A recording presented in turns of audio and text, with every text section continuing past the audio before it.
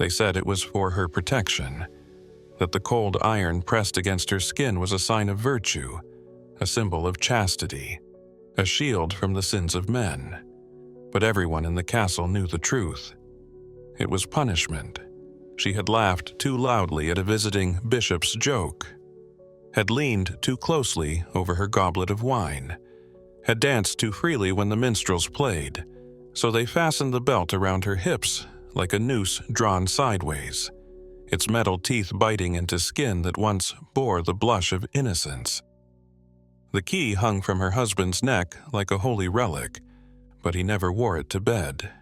This was the chamber of shame, not just the room she slept in, but the whole world of stone and incense and silence that wrapped itself around her body. Outside, priests sermonized about purity while arranging midnight visits to kitchen maids. Knights sang of honor while carving crude graffiti into monastery walls.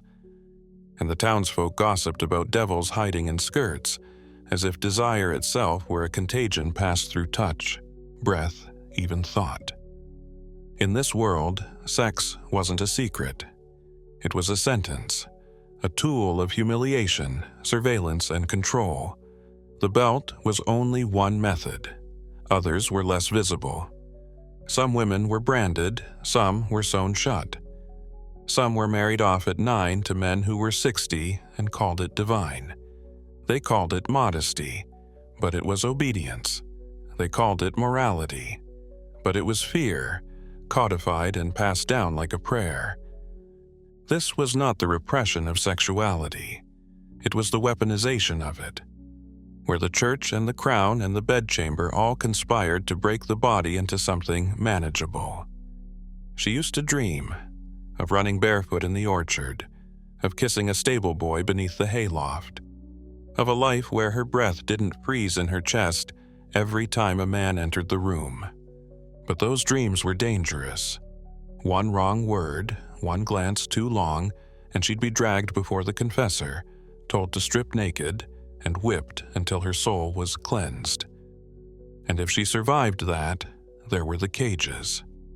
Iron maidens, not just for the body, but for the spirit, where women were paraded through towns in masks that distorted their faces into beasts, to warn others of what happened when obedience slipped. They called them scolds, Jezebels, witches. And they all had one thing in common.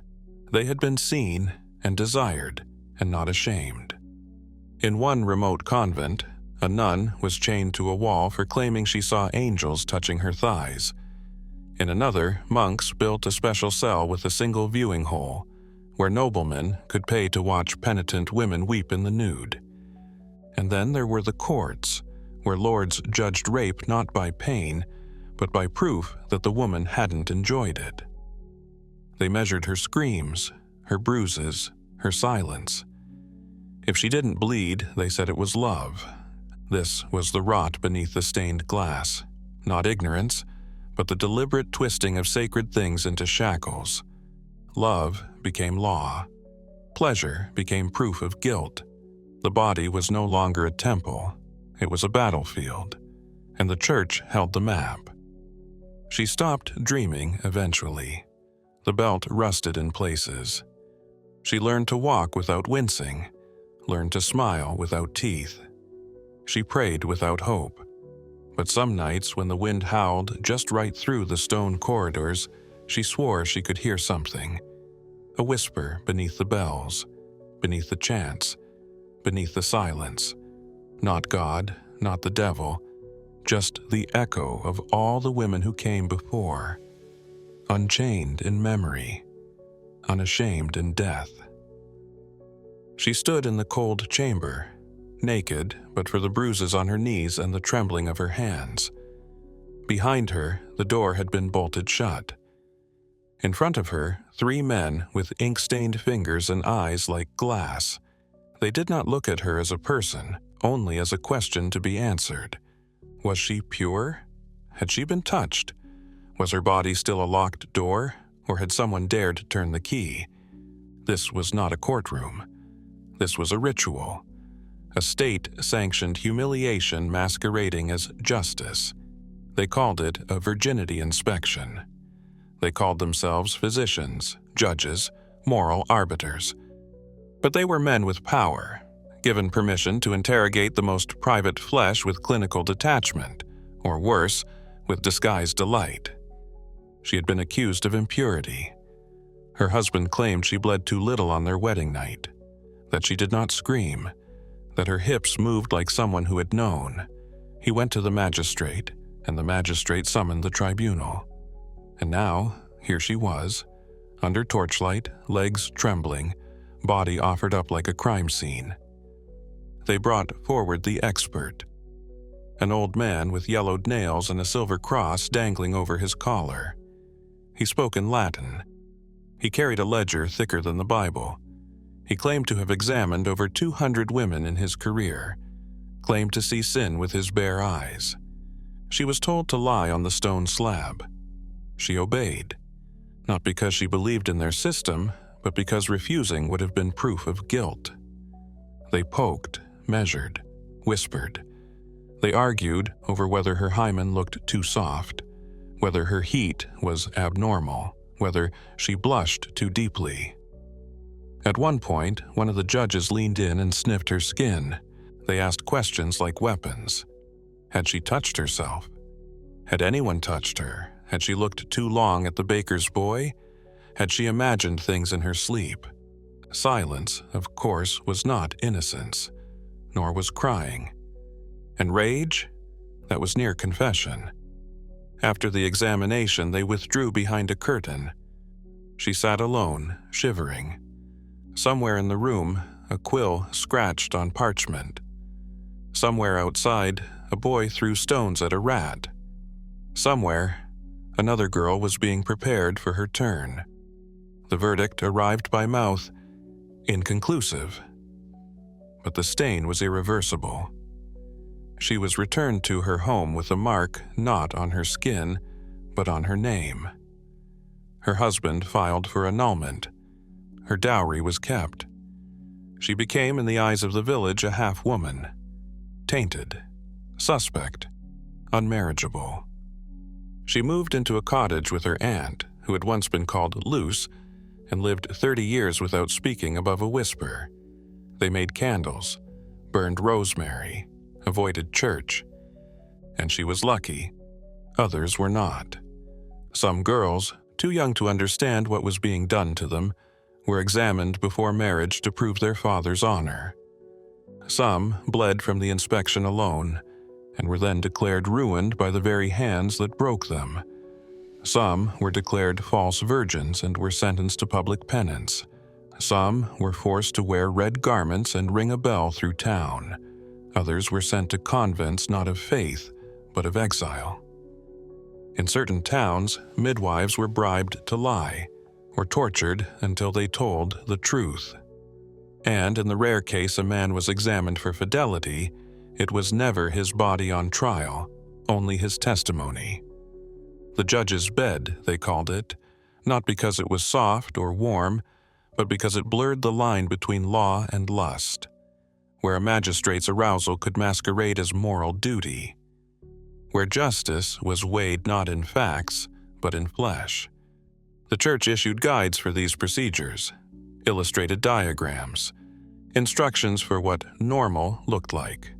They preached of the sacred bond of marriage while sponsoring a theater of invasion that had nothing to do with God and everything to do with control. Because to them, a woman's virtue was not hers. It was her father's pride, her husband's right, the state's interest. And if her body refused to tell the story they wanted, they would rewrite it with force. And still, some resisted. Some women fled before their weddings. Some bit the hands that examined them. Some disappeared into forests and were later called witches. But to those who remained, who endured, who survived the slab and the ink and the sentence, their names were whispered, then forgotten, but not lost, never lost, because shame fades, but memory burns. He held the whip like a rosary. In the great stone hall of the abbey, beneath the cracked fresco of St. Michael triumphing over the serpent, the villagers knelt, not in prayer, but in punishment. Naked backs bent low, shoulders trembling, the cold seeping into their bones like penance itself. The priest stood above them, robes spotless, eyes closed, mouthing something between a hymn and a curse. They called it the rite of purification. He called it love. When he first arrived in the village, he spoke of sin as if it had weight, as if he alone could carry it for them. He preached that pain was a ladder to heaven, that the body must be broken to let the light in. And when they looked into his eyes, watery, blue, alight with something neither kind nor cruel, they believed him. He began with the women.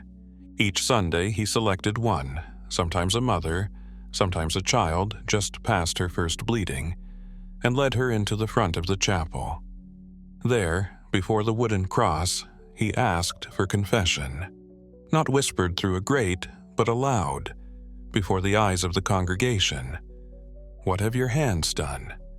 Who have you dreamed of? Did you feel pleasure? Did you resist it? And then came the cleansing. She was made to undress, slowly, under the watch of heaven and neighbors alike.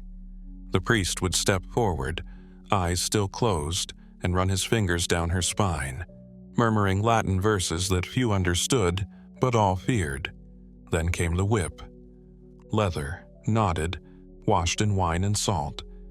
7 lashes for temptation, 13 for indulgence, more if she wept. She was not to scream, that was pride. Nor was she to faint, that was weakness. She was to accept. The priest taught that suffering opened the soul, and only through pain could the body be tamed. When the lash fell, the villagers flinched as one, not out of sympathy, but of terror. Because next week it could be their daughter, their sister, the girl who stared too long at a passing knight, the widow who dared wear color. Some said he had visions, that angels instructed him on who bore secret sins. Others said he simply watched how you walked, how you smiled, how you lowered your eyes. Once, a baker's wife refused to kneel. The priest had her tied to the chapel gate. There, over the course of a single afternoon, he flogged her so brutally that her blood stained the church steps. When it was over, he lifted her chin and asked if she felt closer to God. She did not answer. She could not. Her jaw was broken. He called it holy discipline. Rome called it innovation. The bishopric sent no reprimand, only requests for detail. Other clergy began to visit, to observe, to imitate. A small movement was born, the Order of Thorns, priests who believed virtue could only grow from wounded soil. They published tracts, manuals, guidelines for how to conduct flagellation with grace and intent. They claimed it was voluntary, but the villagers knew better, because refusal was guilt, and guilt was damnation. The priest began keeping a ledger, a black book with names, transgressions, number of lashes administered, and notes on each subject's response. He marked those who cried too soon, who remained silent too long, who bled too little. He read from it during sermons, never saying the names, but always letting them guess.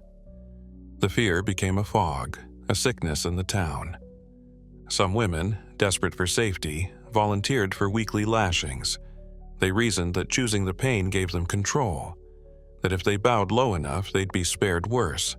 The priest praised their zeal, began calling them brides of correction. One night, a girl was found dead in the chapel, wrists bound, eyes open, back flayed. The priest called it suicide by sanctification. He claimed she had begged for the purification to never end, that she had died with a smile, but those who watched her body saw no smile, only terror. The whispers grew, and one day the abbey burned. No one saw who lit the fire. No one tried to stop it. The priest vanished, Some say he escaped to another town, changed his name, continued his rites. Others say he walked into the woods and waited for God. A few believe he never existed, that he was merely a reflection of the church's hidden hunger. But the scars remained. On backs, on memories, on the stones of a chapel rebuilt but never re-sanctified. Because what do you call it when cruelty wears a crucifix? When power strips you bare, bleeds you, and tells you it's for your soul.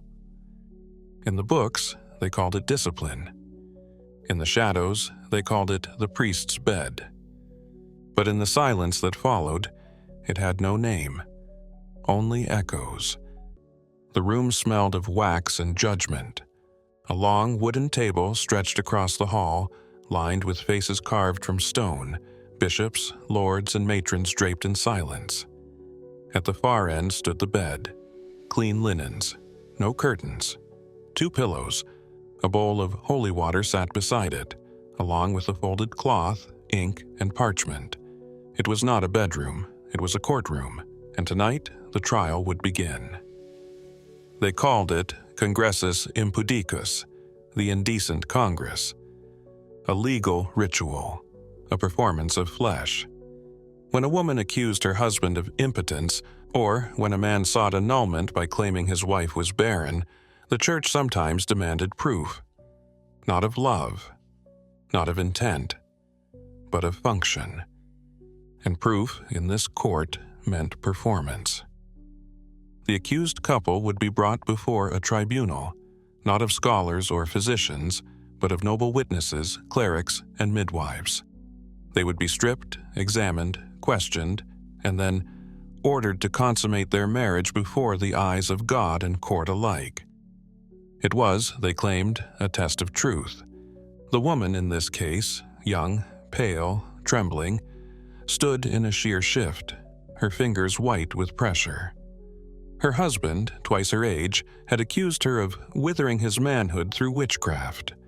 She denied it, said he had never touched her, that his impotence was older than their vows, that she had only ever been a body to him, a vessel to blame. The bishop nodded gravely. The nobles whispered. A midwife approached. She examined the man, pressing cold fingers to his groin, pulling, measuring. Then the woman, breasts, hips, womb, searching for signs of arousal, of natural warmth. The woman flinched with every touch. She was told not to resist. Resistance was guilt. Then came the command, lie together. Before a dozen eyes, they were to climb into the bed and prove their innocence, or guilt. The man grunted, red-faced, already wilting under the weight of watching eyes. The woman lay still as marble. Some turned away. Others leaned forward. A scribe dipped his quill. One lord coughed into his sleeve. The man failed. 3 times. Sweat beaded on his brow. He blamed her again, called her cursed, unclean, an incubus in disguise. The bishop raised a hand. The woman was asked if she would be willing to repeat the trial, with another man. Her brother-in-law, perhaps. A stable boy, a stranger. She fainted. In the end, the marriage was dissolved. The woman, humiliated, was sent to a convent. The man remarried within a year. No one questioned whether he ever performed again. But this was not the only case. In some courts of France and England, records show dozens of such trials, each one stranger than the last. Some men brought written testimonies from brothels to prove their virility. Some women were subjected to internal examinations with silver rods to test depth and readiness. One trial in Rouen was interrupted when the couple began weeping together mid-act, the judge mistaking it for passion and ruling them sufficiently reconciled. In another, a man was discovered to be using a carved wooden phallus to simulate performance. He was charged with fraud and excommunicated. These trials weren't justice. They were theater. Bodies as evidence. Pleasure as prosecution. The bed as a crucible where dignity was burned away. The church insisted these acts were sacred, necessary to protect the sacrament of marriage. But what they protected was power, the power to see inside you, to define you, to ruin you. What mattered wasn't truth, it was who got to say what truth looked like. Imagine being told your salvation depends on how your husband performs under pressure, that your worth as a woman is measured by a stranger's hand on your thigh, that your marriage is only real if it makes a roomful of lords and clerics nod with approval. This was the trial by Congress, a legal nightmare, a ritual of shame, and in its silence, we hear the echo of every system that ever turned intimacy into inspection, every institution that ever claimed to know what you should feel, and punished you for not feeling it on command. The room is gone now, the candles long burned out. But the idea lingers, as all cruel ideas do, because in the end the trial was never about love. It was about who owned your body, and who had the right to watch it fail. They called it the House of Repentance, but the sign above the door bore no cross, only a red ribbon nailed into rotting wood. In the heart of medieval Augsburg, just steps away from a cathedral spire, the church owned a brothel, not in secret, not as a scandal, but as a registered institution, sanctioned by bishops and guarded by city law. The women inside were labeled mulieres honestate, honest women. Their work was not holy, but their wages were.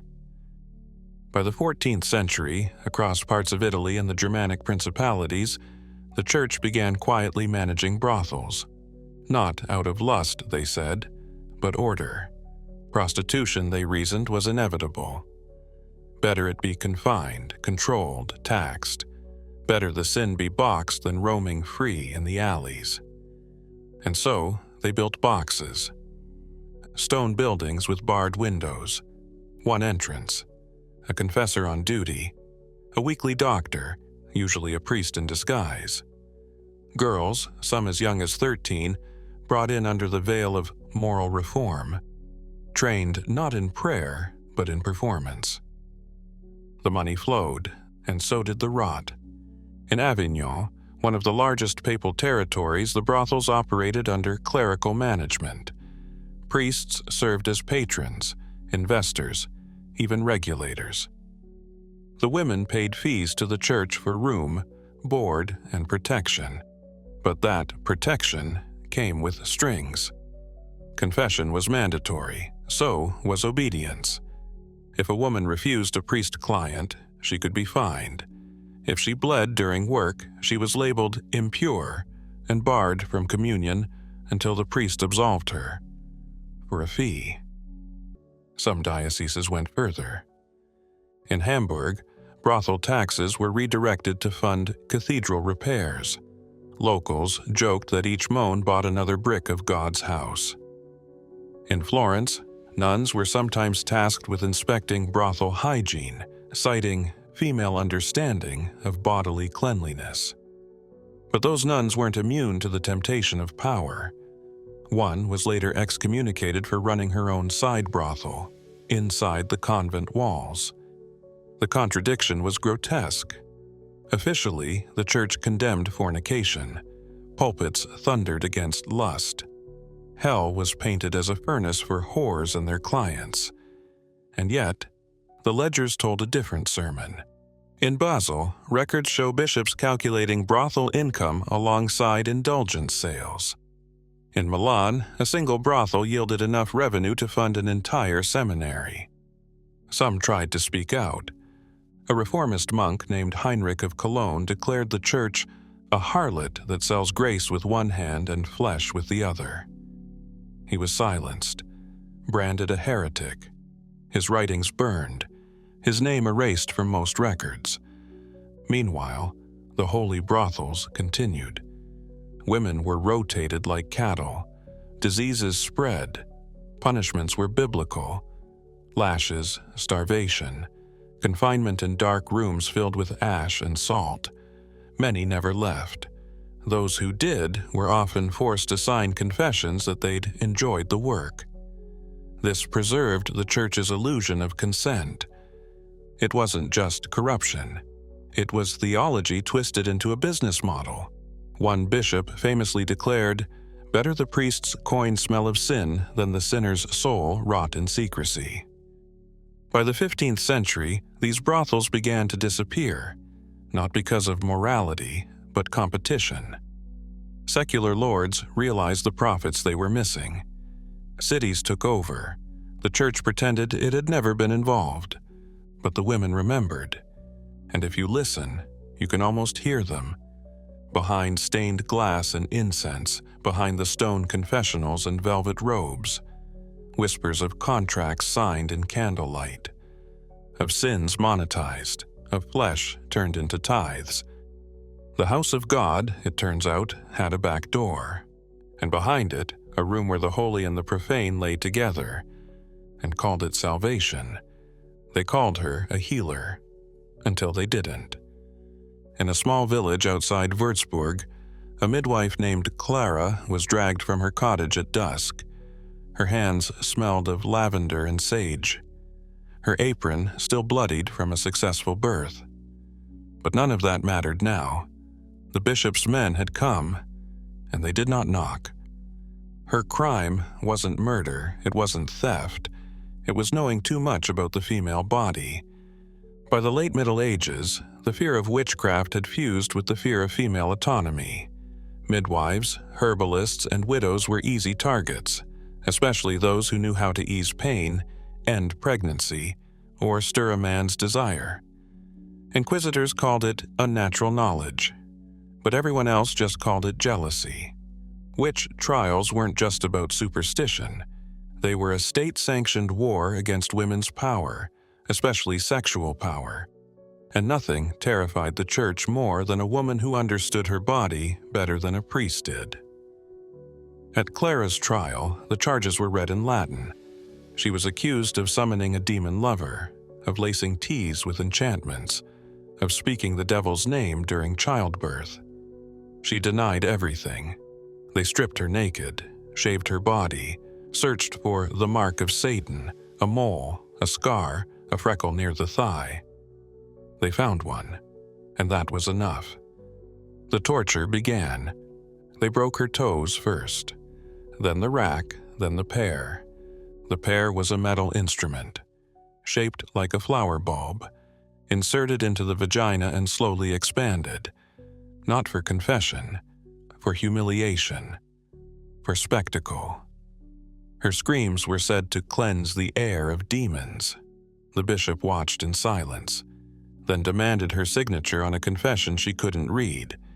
And she wasn't alone. Tens of thousands of women across Europe were accused of witchcraft.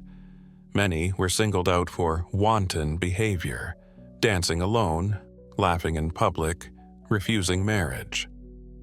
Others were said to have lain with the devil. These accusations always had a strange detail: heat, sweat, pleasure. Heretics, it seemed, were always aroused. In 1487, 2 Dominican inquisitors published Malleus Maleficarum, the Hammer of Witches. It became the manual of female destruction. The authors argued that women were more susceptible to demonic influence because they were weaker in faith and more carnal by nature. They warned that midwives were the most dangerous of all, since they could kill the child before it sees the light and offer it to Satan. Inquisitors began raiding homes, seizing pots of chamomile, cloves, yarrow. Women who brewed tonics were accused of crafting love spells. One widow was hanged for allegedly making her neighbor's husband lustful beyond reason. The neighbor had merely caught her husband smiling. In Trier, an entire village of women was burned within a single season. One confessed under duress that she had ridden a broomstick naked through the woods. Another admitted to speaking with a black cat who winked like a man. None of these confessions were believed, but they were all accepted. The trials didn't just punish lust, They punished the suggestion that female desire existed at all. Some women were tortured for having sex outside marriage, others for not having sex at all. Virginity was no shield, neither was modesty. If a woman had beauty, she was said to tempt. If she lacked it, she must have hidden her seduction with spells. It was a system rigged against existence, and beneath it all, a sickness, a dark fascination with the very thing being condemned. In court transcripts, priests would linger on lurid details, how demons entered through the genitals, how witches would receive the devil between their legs. These were not just legal documents. They were voyeuristic sermons, written by men terrified of what they secretly desired. The fire did not purify. It performed. Clara died without a scream. Witnesses said she simply stared into the bishop's eyes as the flames rose. No curse, no confession, just silence. Her ashes were scattered in a field she once used to grow mugwort. Nothing grows there now. But the wind still carries stories. Stories of women who healed and were hunted, who kissed without permission, who danced at the wrong hour, and who dared, in a world of shackles and scripture, to believe their bodies were their own. London, 1732. Lady Margaret Alden arrives at the Royal Infirmary under guard. She's the wife of a marquis, but the servants whisper she's possessed by desire. She hums at night, touches herself, writes letters to men not her husband. The diagnosis is swift. Hysteria, a word that once meant wandering womb, a sentence worse than prison. The surgeons are waiting. White gloves, bone instruments, a padded table that doesn't look like it was made for healing. They speak gently with polished Latin and empty eyes. She's not here to be cured. She's here to be corrected. The treatment begins. They call it pelvic massage therapy, a method designed to relieve the accumulation of sexual energy in women who have grown too free, too sad, too spirited, too loud. The physician, often a man trained not in medicine but in obedience, begins with oils, then pressure, then rhythm, until the patient trembles, then stills. If she resists, she's bound. If she protests, she's sedated. And it wasn't just Lady Margaret. Throughout Europe, women of all classes were diagnosed with female maladies, a wide umbrella covering anything from depression to assertiveness to simple boredom. The common remedy? Hands, tools, fingers, applied under the guise of medicine. In many cases, a priest stood nearby praying as the surgeon worked. Body and soul, they claimed, must be purified in tandem. What no one dared call it was assault. Some hospitals even developed mechanical devices to speed up the process. Steam-powered contraptions, vibrating rods, rotating discs. By the 19th century, these tools were mass-produced, patented, sold to clinics. Officially, they were instruments of medicine. Unofficially, they were theater props for a ritual of power disguised as therapy. The deeper truth: this wasn't about curing anything. It was about control. A woman who spoke too freely, cried too often, refused marriage, or expressed sexual frustration was labeled unwell, and once that label stuck, her body became state property. A noblewoman might be sent to a sanatorium. A merchant's wife might be treated in her own bedroom by a family doctor. A peasant girl might vanish entirely. One case file from Vienna describes a 19-year-old girl who defied her father's will in love. She was taken to a clinic. Over 3 weeks, she underwent daily stimulation sessions to recalibrate her nervous system. She came out mute. Another woman in France was committed for laughing too much at a dinner party. Her treatment included cold baths, vaginal examinations, and induced seizures. The doctors signed their reports in red ink. The church blessed the buildings they worked in. All of it was legal, and worse, respected. Textbooks spoke of female moral erosion and claimed that the uterus, if not regularly tamed, would swell and disrupt the brain. This pseudoscience became gospel. It turned intimate violation into public virtue, a performance of righteousness upon the body of the condemned. And the condemned could be anyone. The term hysteria was elastic. It swallowed everything male society found inconvenient. A mother who mourned too long, a widow who refused to remarry, a daughter who read too many books.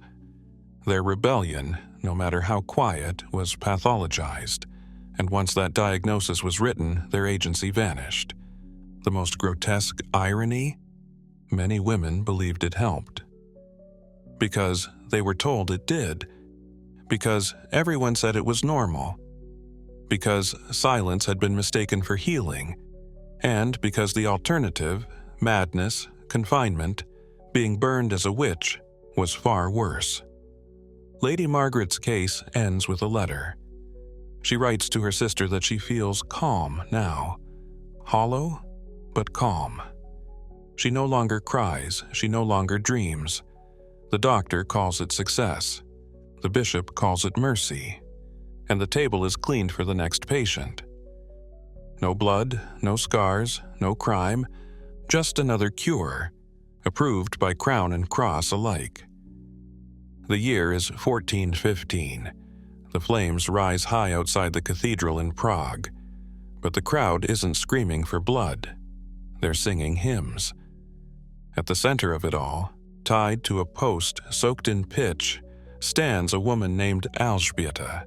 She is barefoot, her shift torn, her skin bruised from interrogation, but her eyes are clear, not defiant, not proud, just free. Her crime? Preaching without permission. She had spoken in markets, in homes, even from the steps of a chapel, telling women they didn't need priests to speak to God, that Christ had no gender, that the body wasn't shameful, and for that, the Inquisition labeled her a heretic. But that wasn't the whole charge. They also called her lewd, a seductress of doctrine, a corrupter of monks. They said she danced naked beneath the moon and kissed other women in the dark. The accusations were always sexual, even when the sins weren't. Because to make a woman into a monster, you had to make her body complicit.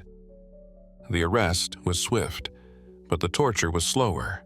In the cathedral dungeon, the instruments were ready. The Judas cradle, the iron pear, the strappado. She was stripped, not for examination, but for degradation. Her interrogators didn't just want names. They wanted spectacle. Her body became a battleground for righteousness. They said they needed to break her pride. What they meant was they needed to desecrate her before they killed her. Sexual torture wasn't an accident of the medieval justice system. It was its hidden engine, especially for female heretics. A man could be burned for his mind. A woman had to be broken for her flesh, and the process was ritualized.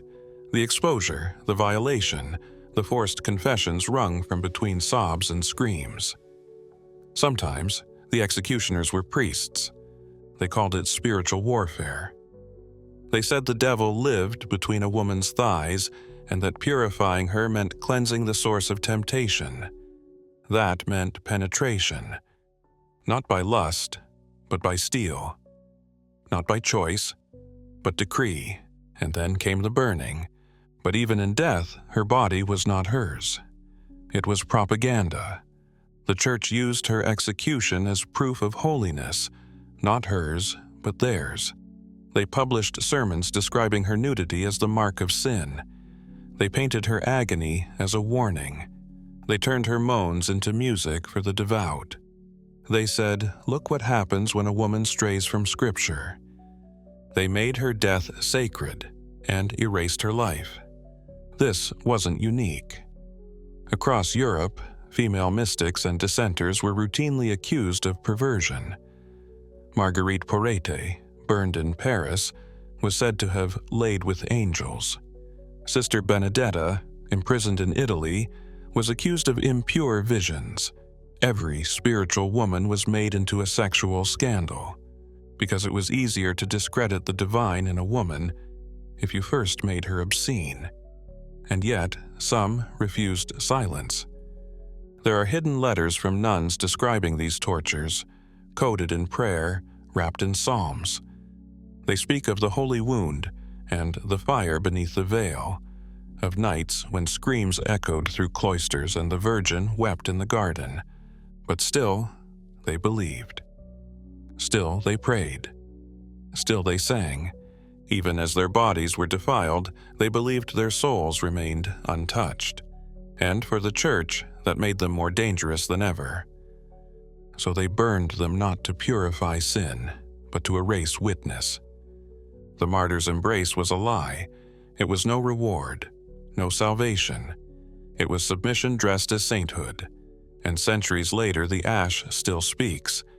It speaks through nameless relics sealed in gold, through chants written by men who watched and wept and still did nothing, through the soil where no flowers grow because too many bodies once lay beneath it.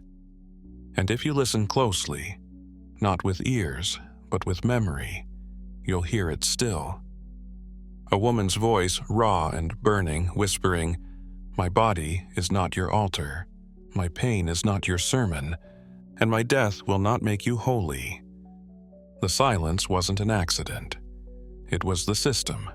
From the monasteries of France to the courtrooms of England, one rule echoed louder than all others: speak and vanish. Whether you were a victim, a witness, or a writer, the price of memory was exile, ruin, or death. Official records were sanitized, names erased, pain redacted. The Church kept immaculate archives, but they only preserved what glorified power. What disturbed the illusion, what told of rape in confessionals, of trials conducted in dungeons, of women who died unnamed and unsainted, was buried or burned. Victims who survived were warned. Some were branded. Some were married off in disgrace. Others were locked in convents not for protection, but containment. Vows of silence weren't holy. They were prison bars in Latin. In 1279, a monk in Milan tried to document what he called the black rites of discipline, referring to sexual torture disguised as penance. His scrolls were seized, and he was condemned as a heretic. His monastery claimed he had been possessed. He died in solitary confinement, his tongue reportedly removed. In 1304, a nun named Elspeth tried to testify against a visiting bishop who violated her. She wrote her story in a hidden diary, smuggled it out with a novice girl, and begged for the Pope's mercy. The response? Her convent was dissolved. Her name never appeared again. In the early 1400s, a Parisian scholar named Guillaume began collecting whispered testimonies of women accused during the witch trials. He chronicled how their confessions had been extracted by instruments that touch the soul through the body. He was arrested for spiritual disorder, stripped of his license, and exiled.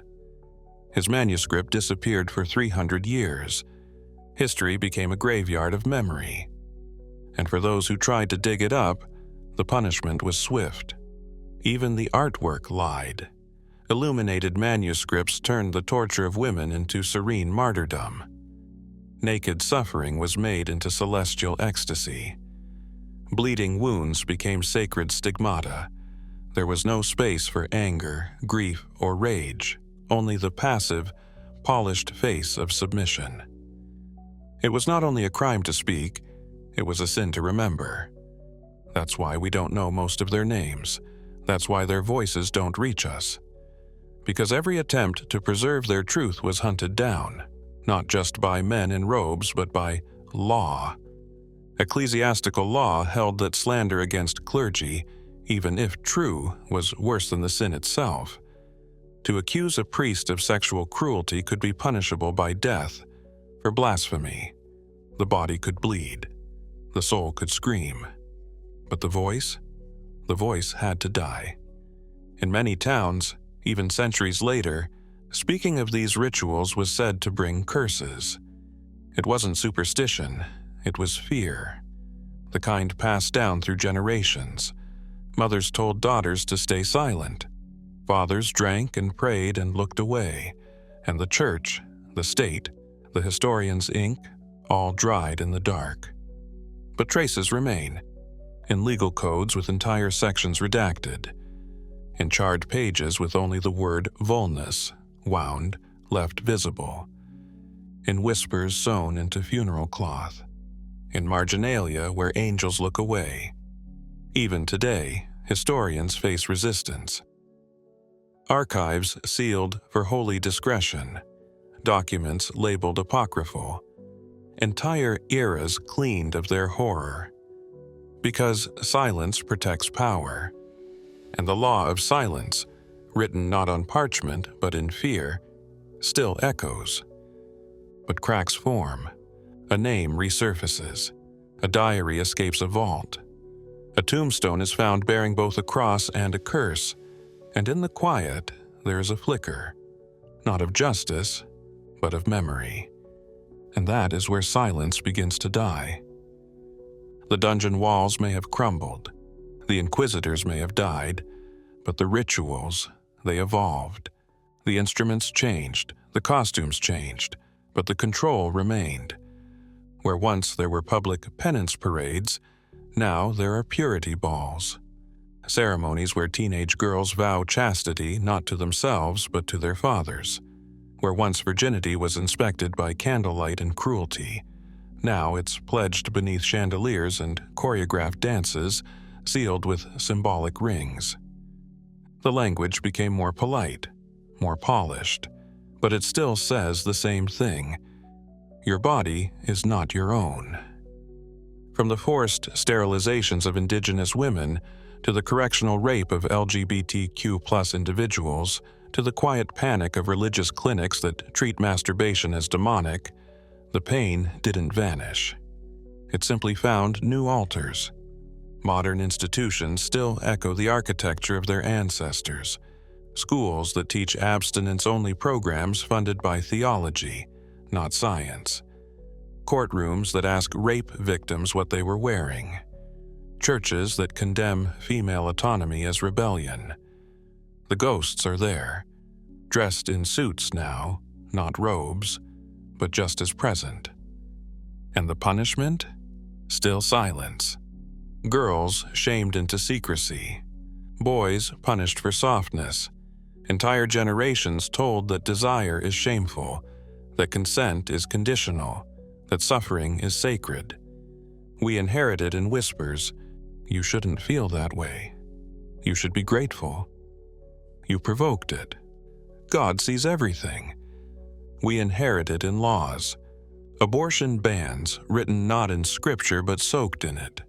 Trans healthcare criminalized. Sex education stripped bare.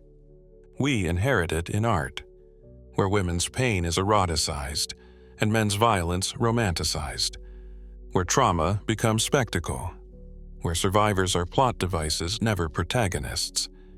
And we inherit it in silence, because history is not just what we remember, it's also what we allow to be repeated. The chastity belts rusted. The dungeons were abandoned, but the cage was never truly opened. And if you listen closely, beneath the hymns, beneath the policy debates, beneath the sermons and the screams, you'll hear it. The echo of a whip, the locking of a belt, the prayer muttered through tears. This is the inheritance of pain, and to break it, we must speak what they could not.